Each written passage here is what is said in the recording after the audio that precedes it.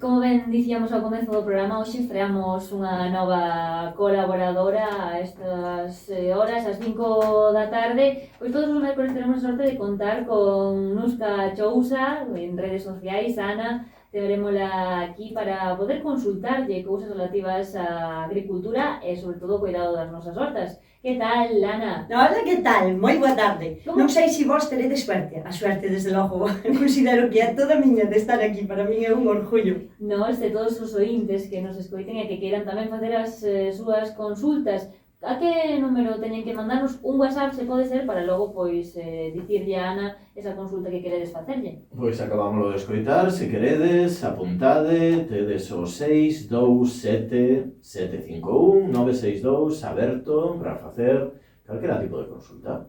Ana, Guai. Nuska. prefires que te chame Nuska? Sí. Pois veña, Gracias. Nuska, entón, imos comenzar, se te parece, porque nos comentas un pouco as impresións que tedes a xente que traballades aí nas hortas de como está sendo pois esta tempada de verán para todos os produtos que colleitades. A ver, este ano é un pouquiño como inusual, aínda que todos os anos sería o mismo. Nunca tal, choveu. Sí.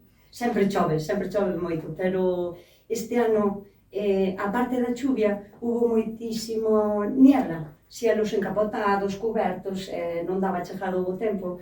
Entón, os produtos que deberían de estar en pleno rendimento desde fai un mes están como frenados no seu crecemento, na súa productividade, e todo ten que ver ca climatología. Entón, pois nada, eu estou orgullosísima e super feliz da miña horta, ainda que collo un tomate mal feito e pequeno, en vez de 70 kilos, porque é un placer, non sei, cultivar algo para poderes comer. Ainda que sexa pequeniño e non quizáis como pois, aos que estamos acostumados, mentras teña o bo sabor, pois Aí está. segue valendo. Sí. E que fai un cando pasa iso, Nuska? Quero dicir, cando ve que, bueno, as cousas este ano non van, deixa o ir, e xa virá outro ano mellor, hai algunha solución intermedia? A ver, primeiro sempre hai que cargarse de paciencia. Si temos as cousas aí temperie, non podemos mandar no tempo, nin no clima, e temos que dicir, bueno, pois xa virá o tempo, nunca choveu que non escampara. Pero unha vez que sí que acabou ese mal tempo que estaba a chover continuamente, non? Que agora botou 15 días así de botar. Alá na costa, de onde son eu, de Ribeira, onte choveu toda a noite, e onte á mañán, o sea, estivo en chubascos continuos. Sei que por Vigo é así, non? Porque mo dixo moitísima xente aquí Como morre se de falábamos calor. co Rosal e tamén. morrían de calor. De calor. Sí, sí, sí. Bueno, pois alá en Ribeira choveu. Entón, claro, que podemos facer? Sempre, unha vez que empeza a vir o bo tempo, temos que pensar que a terra está como lavada de tanta chuvia. Entón, aínda que a tivésemos abonada e fertilizada para que as plantas nasan felices e contentas e germinen ben, a tal cantidad de agua que caeu posiblemente lavase esa terra e quedase sin nutrientes, porque todo marcha, é como un colador e vai todo marchando. Entón, continuamente fertilizar de novo. Volver a fertilizar, pois, non sei, cada 15 días ou así, se fai falta, se chove. E como lle vai a terra e a todos eses produtos que, por exemplo, dicías que chuviscaba estes días, o sábado, esta fin de semana, imos ter unha vaga de calor, ese contraste, como lle afecta a produción? Pois tampouco lle senta moi ben, porque pasei un pouquiño como a nós, é como un bafo, alá chamámoslle un bafo de calor, que é cando hai moita humedade no ambiente e os rayos de sol inciden de maneira como máis duplicada, non? Ou así. Entón, iso pode provocar tamén nas plantas estrés. Estrés nas plantas? Sí, por queimadura, por demasiado calor intenso de repentino, podelle provocar incluso, pois, eso, queimaduras, a planta pode como adoecer, sabes? Como se di? Irse abaixo. Que se ponga pobre triste, tanto por carencia de frío como por exceso de calor. E aparte de falarlle, igual hai que falarlle e dicirle cousas Sí. fermosas, non? Sí. Que se pode facer aí? Para as Sí. queimaduras e iso Sí. do sol, sempre pásanos un pouquiño como a nós. Canto mellor mantida este esa terra, porque pensemos que as plantas non poden dicir, ai, é que un metro máis para ali teño nitrógeno. Elas non o poden ir a buscar, non? Entón, o sitio no que están, temos que ter ben fertilizado. Non poden sufrir nunca estrés hídrico, porque co conto de que choveu onte, bueno, o sesan un rego que vai a estar. Se unha planta que está sufrindo por culpa de tanto mal tempo, aínda encima carece de agua, pasa moita sede, despois costalle moitísimo recuperar outra vez o ritmo. Entón, que nunca lle falte agua, volver a nutrir as plantas, volver a fertilizar.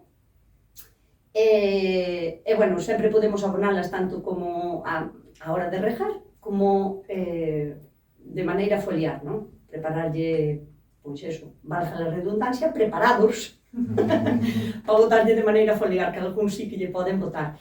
Entón, canto máis san e canto máis nutriente teña unha planta, mellor se vai a enfrentar a todas as adversidades. Pois como a nós, se és unha persona que come sano e está fuerte e come variado, vas a enfrontar unha enfermedad, pois mellor que unha persona que está mal nutrida ou que non come axeitadamente, pasei un poquinho así como a nós. Vou volver a recordar ese número ao que podedes mandarnos pois unha mensaxe para facerlle unha consulta aquí a Nuska, é o 627 75 19 62, se queredes pois facernos aquí algunha preguntiña. E falábamos estes días tamén antes de comezar con esta colaboración que había moita xente que che comentaba que lle pasaba este ano ao tomate, por exemplo. Sí, porque, a ver, hai moitas consultas este ano sobre tomates e pimentos. Todo ten que ver co clima, e máis co que vos dixen do lavado ese excesivo de tanta chuvia, non? Porque ainda que preparemos a terra a principios de primavera, se a chuvia a lavou, quedouse neles.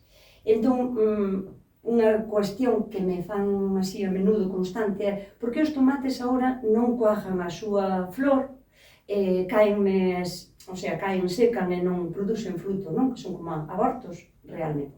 Pois, vamos outra vez ao mismo.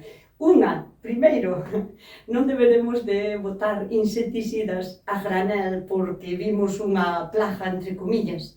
Hai que valorar ese bicho tan inmenso que vistes ali, se é de verdade dañino.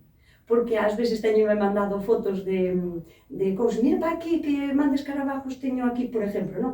E vamos a ir, pero non sabes a reliquia que tes, porque se trata dun escarabajo que é super beneficioso na horta, porque come pulgón, alimentase de ovos de caracol e de pequenas babosas, o sea, e de polen.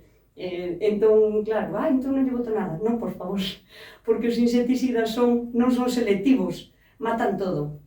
Entón, o primeiro problema das plantas dos tomates, aparte do clima, porque con humedad, o polen mollado non poliniza. Entón, as flores non cuajan, non chegan a facer fruto porque non teñen a polinización lograda, feita. Iso é unha humedad.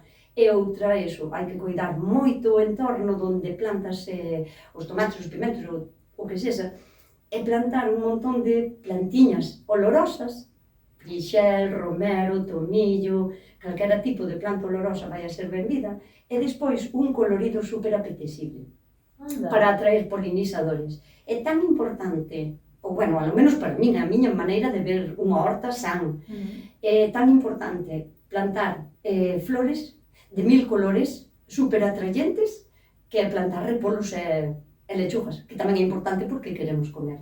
Pero a maneira de que se polinicen de xeito natural é que os insectos veñan á túa horta. Pero non vale de nada dicirlles, vinde aquí á miña horta, que son desbenvidos.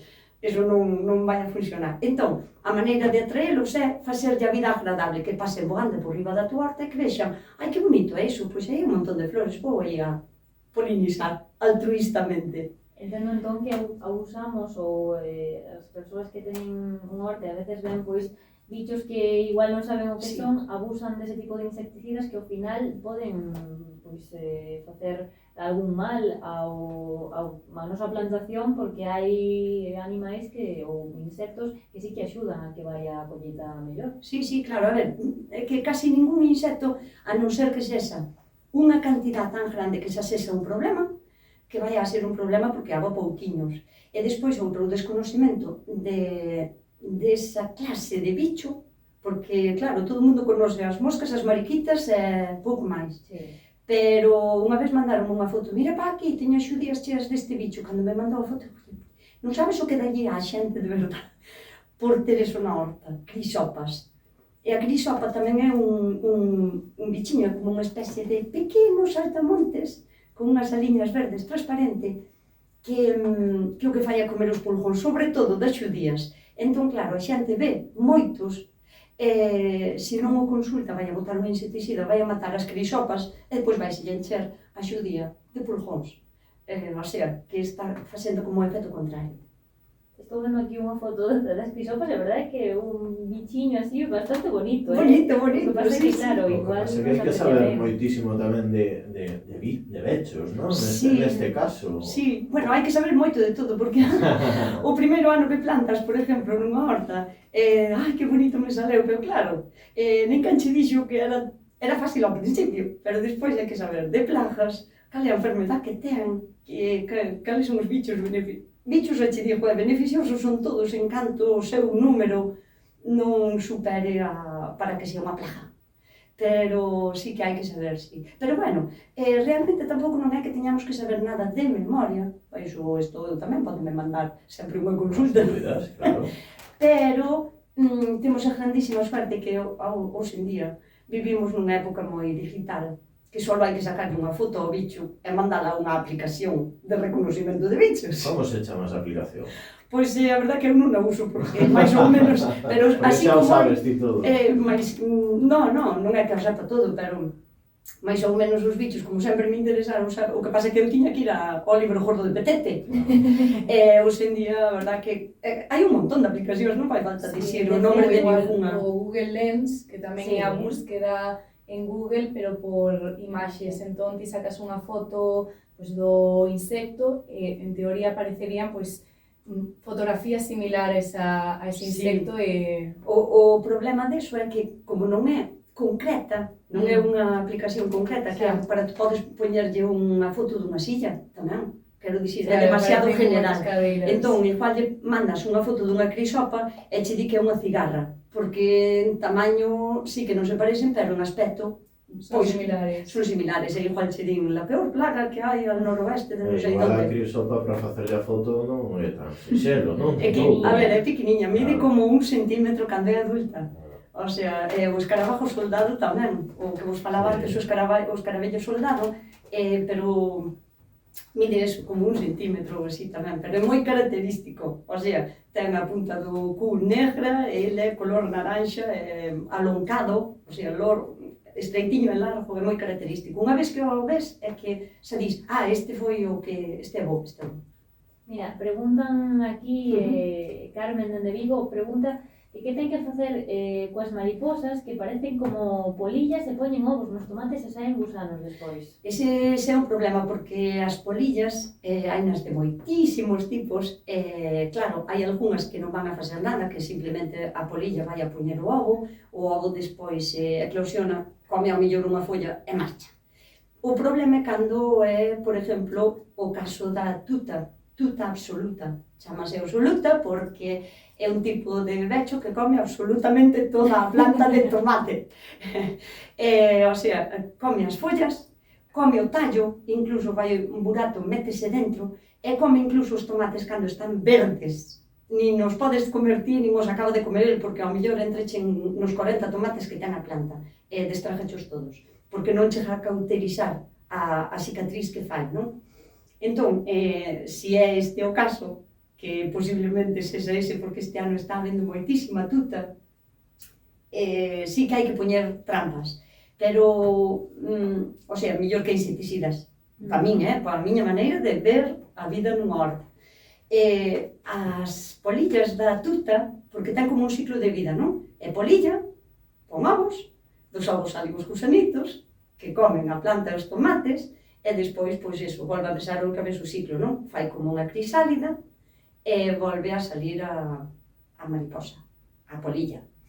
Entón, hai unha maneira de collelas que é, síntense atraídas por un croma, por un tipo de color, que é o amarillo vivo ou o verde fosforito, non? Entón xa vamos ás botellas de lejía que todos conocemos, a que ten o limón, que é verde fosforita, ou a amarilla de sempre toda a vida, non? Como se sinten atraídas por ese color, as polillas, podémosla colgar na parte de arriba da tomateira, colgada para que ande alrededor, ao seu libre albedrío, que ande como queira. E podémosla untar con aceite, por exemplo, aceite de olivo ou así. Hai quen lle bota tamén mel, eu non o recomendo porque o mel vai a sentirse atraídos a outro tipo de bichos, non é selectiva. Entón, a polilla esa, co aceite, vai ao color, ela vai só ao color, e ao pousarse as súas alas son tan débiles que quedarían como pegadas a ese cacho de plástico manchado de aceite, sin olor ou de aceite de coco ou así, non?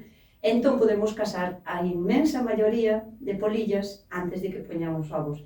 Esa sería unha das solucións para este tipo de problema. Pois mira, di aquí Carme que non quere insecticidas, así que este método vai estupendo. Este vai a ir genial. Claro, Pero unha vez que estean os ovos, unha vez que estean os ovos hai que procurar poñenos nos enveses das follas. Teñen unha maneira de comer moi peculiar, porque pode haber moitos tipos de bichos que se parecen. Pero, vamos a ver, hai un que se chama o minador, que tamén é un problema, pero non é tan grave, que o que fai é comer a folla entre capa e capa. Imagínate, unha folla de un tomate ten a parte de arriba, a parte de abaixo e os nervios no medio. Bueno, pois ese bicho, o minador, métese como entre capas e vai facendo como galerías, pero son como camiñiños torcidos, tal, vese ben. Pero, sin embargo, a tuta, que é da que estábamos falando, que este sí que é un problema un poquinho máis serio, come a folla como absorbéndolle toda a parte verde e deixa como cauterizada a folla casi transparente. O sea, ten unha maneira de comer. Entón, se nos fijamos en que a folla, aínda que saber distinguir de un hongo, de un tipo de hongo, por exemplo, non? Que non sea, por exemplo, mildio, que se pode parecer, pero non o é. Entón, miramos esas follas, seguro que debaixo teñen os ovos. Con cortar a folla e esmajar os ovos xa estaría solucionado, sería guai. Agora, se xa vemos o burato en dentro do tomate, quita o tomate, porque nunca vas a saber hasta que abras o tomate se o bicho está en dentro do tomate ou se doulle 4 bocados a ese tomate xa está no do lado. Pero quitar hai no que quitar. Unha porque o tomate se vai a pudrir, non vas a poder comelo. E outra para que o bicho intentar casalo. Se está en dentro da rama do tomate, que fai un burato e métese para dentro e alimentase da parte de dentro do tomate, cortar polo san, como se di sempre. Onde está o burato? Aquí, pois 5 centímetros por abaixo, fuera a planta. É dicir, así polo menos aseguramos que sacamos esa tuta do tomate e o resto igual os podemos salvar. Sí, claro, claro. Sempre podemos salvar os que están ben e despois vigilar porque ao mellor pasousenos algunha folliña con oviños debaixo, entón hai que estar vigilando como máis continuamente. Dime tamén por aquí que se igual tamén é a tuta, non sei, se os buratiños que aparecen nas follas das berenxenas tamén non é parecido. Non, mire, posiblemente, a ver, todo isto é como chamar ao médico e dicirlle, mira, doime aquí, que teño, sabes? Sin fotos, sin ver, sin analizar a circunstancia, todo é complicadísimo, pero bueno, normalmente a berenjena, se me di que son furadiños pequeniños, posiblemente sea unha pulga. Non é a pulga que lle atapa aos gatos e aos cans, nin lle vai a facer nada á persona, quero dicir, hai que fijarse, porque é moi común que nas berenjenas haxa como uns buletiños moi pequeniños, como se colleras unha agulla e a pincharas toda. Fíjaste, e hai unha pulga, é un bichiño negro, brillante, pequeniño, máis pequeniño que a cabeza dun alfiler, fíjate. Pero se lle queres ir a tocar, salta, como unha pulga, por iso lle chaman a pulga. Non lle vai a facer un daño excesivo á berenjena. O sea, aplicar un insecticida por culpa das pulgas da berenjena non o vexo, eu na miña horta non o vexo. Pero sempre podemos botar man de algo como macerar en agua, quentiña, templadiña, macerar pois unha cabeza de allos esmajados para que solten ben todo o ácido que ten o tomate, con un cachiño de jengibre tamén rallado, canto, pois non sei, agullo, máis ou menos, hecho vai pedindo a masa. Deixamos macerar isto, tamén se lle pode botar guindilla, o sea, todo o que lle estorbe no corpo a un bicho tan pequeno. E despois colar e pulverizar, non lle vas a facer daño á planta, non é que sexa selectivo, pero só lle vas a botar a ese problema. Entendo que iso, esa pulguiña, só afecta as follas, entendo que a berenxena en si o alimento non lle fai mal. Non lle fai mal. Outra cousa sería que fose o tipo escarabajo da patata, todos reconocemos mentalmente, bueno, os que temos horta. O escarabajo da patata, non? Que cando é novo é como color naranxa, como en bolas, así como se fora unha estrella, un michelin así como con bolas, e despois convirtese en escarabajo. e o escarabajo da patata. Bueno, pois a berenjena tamén, o sea, tamén lle gusta a berenjena. Si os buratos que ten nas follas son deste tipo de bicho, entón sí que hai que tratalo. Porque este sí que pode comer a berenjena, o tallo, e non deixar que se desarrolle ben o fruto. Pois falamos do tomate, desa tuta fruta que come absolutamente Todo. todo, das berenxenas. Os pementos tamén o mencionábamos antes, que este ano tamén está saindo así a cousa. Sí, porque, a ver, cando se planta normalmente, que aquí na costa e tal, bueno, no interior de Galicia un poquinho máis tarde, porque non teñen as temperaturas axeitadas, pero mira, normalmente o que plantamos todo o mundo na horta na primavera, non? Que parece que é o boom de vamos a plantar, pois son un grupo de plantas que se chaman solanáceas, que pertenecen a unha familia de plantas que se chaman solanáceas. Teñen en común que precisan mínimo de 7-8 horas de sol diarias para reproducirse nunhas óptimas condicións, non? Este ano non as tuveron. Normalmente empezamos a plantar en marzo, hai xente que en febreiro, pero bueno, é algo cedo, marzo, abril, maio. E que pasou eses meses? Chuvia, chuvia, chuvia.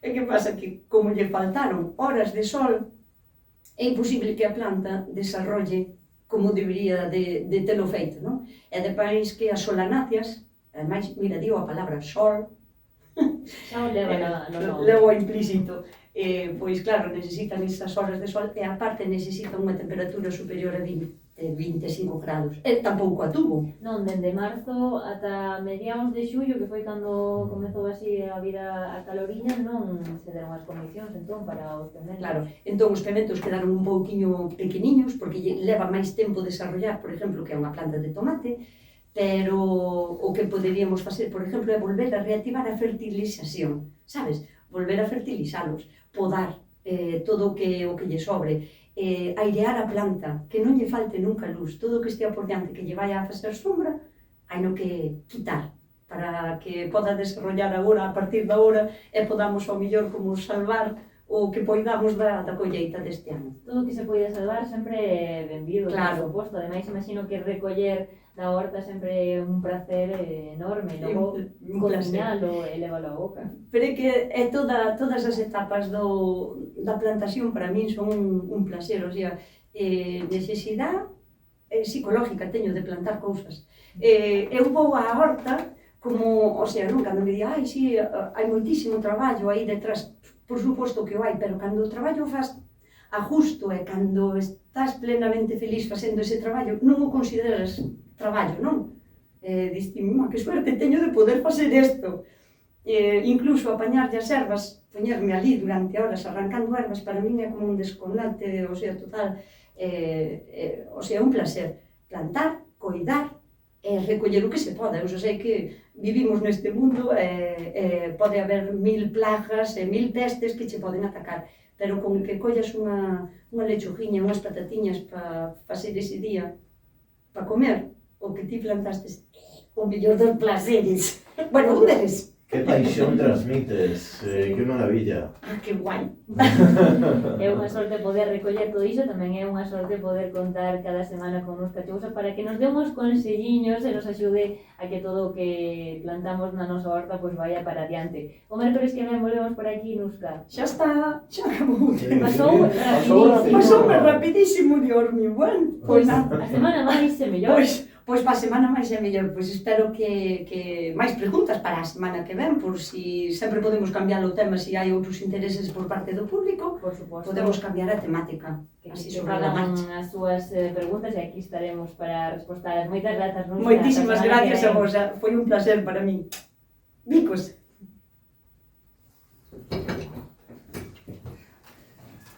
Hola, Isa. Nusca, son super fan túa! Por favor, pensando que estabas por el teléfono. Ai, que ben Que se puxo a sacar selfies aí. Sí, pero si está Que dentro. entra ahora ela. Xa falaremos. Vale, pois que nada, maravilla o que falamos. faz. Que maravilla. Te sale unha follower.